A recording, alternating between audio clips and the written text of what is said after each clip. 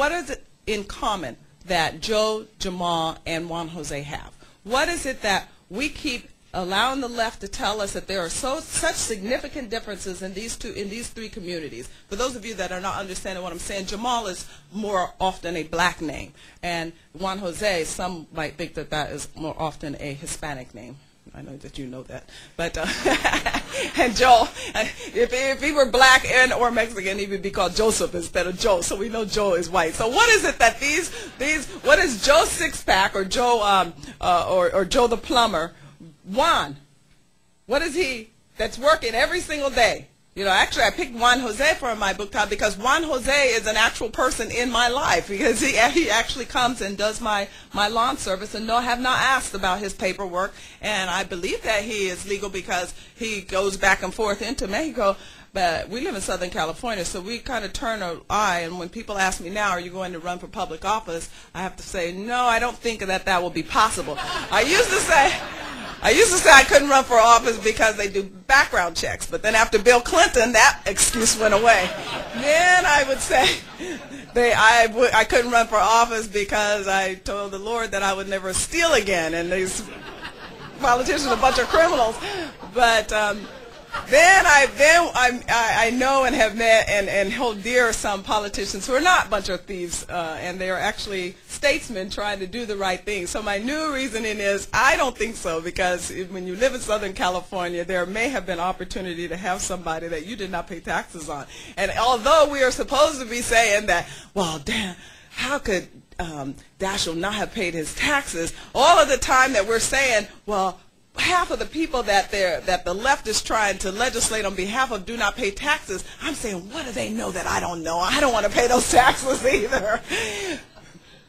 Perhaps that's the problem. Perhaps we should revisit the law by Frederick Bastiat to say that maybe plunder isn't a good idea, because when you began this process of the few plundering the many, it evolves into everybody plundering each other, and that's what we're ending up with today, to where we have this cycle of redistribution of wealth that doesn't seem to stop. We end up with stimulus packages that say, well, instead of $1 trillion, maybe we can make it 700 million. We need to stop. I remember right after Katrina, and they on Capitol Hill were talking about other ways to redistribute money to pay for somebody else's problems, and they began a circulation off of the internet, a story from a congressman at the time from Tennessee.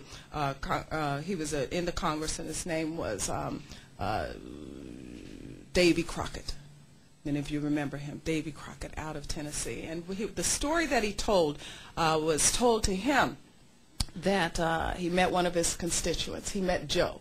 He met Jamal. He met Juan Jose. When he went into Tennessee during his safe seat, just to kind of kick it with some of his constituents, after having voted for a bill here in Washington, D.C., where they were going to rebuild some houses in Georgetown. There was a fire in Georgetown, and they were going to rebuild these houses. And he went into the heartland and found Joe tilling his farm, and he told him, yeah, I know exactly who you are, Senator, and I don't plan to vote for you this time. And he said, well, why not? And he told our congressman, he said, well, why not? He said, because, you know that fire that you just went into my pocket to pay for the rebuilding of those houses? It's not yours to give.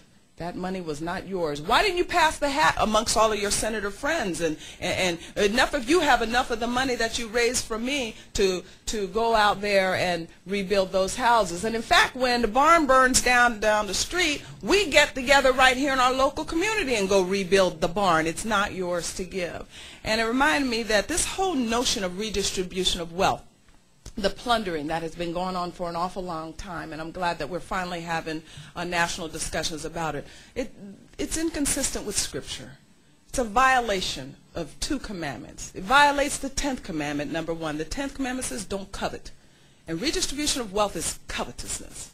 Socialism is rooted in covetousness. Somebody has something that somebody else doesn't have, so we hire a politician to go take it from them. That's theft. Because they didn't ask you. The IRS does not write letters saying, would you like to benevolently give to this program? No, they threaten you with a gun if you don't give to their program. So what we need to do is get ourselves back on course. Because what Joe, Jamal, and Juan Jose have in common is America. And what America is a country that the framers thought precious enough that we should hold dear traditional values, recognizing that we have an obligation to our neighbor to be responsible with the choices that we make. That we should hold dear a limited role of government. That I am not to go into your pocket without you saying that I can. To hold dear free market economics. That the way the system is designed, the way that we build business, the way that we build employment in this country is not from the government, but it's from somebody getting an idea in their mind and say, you know what, I'm going to go build this. I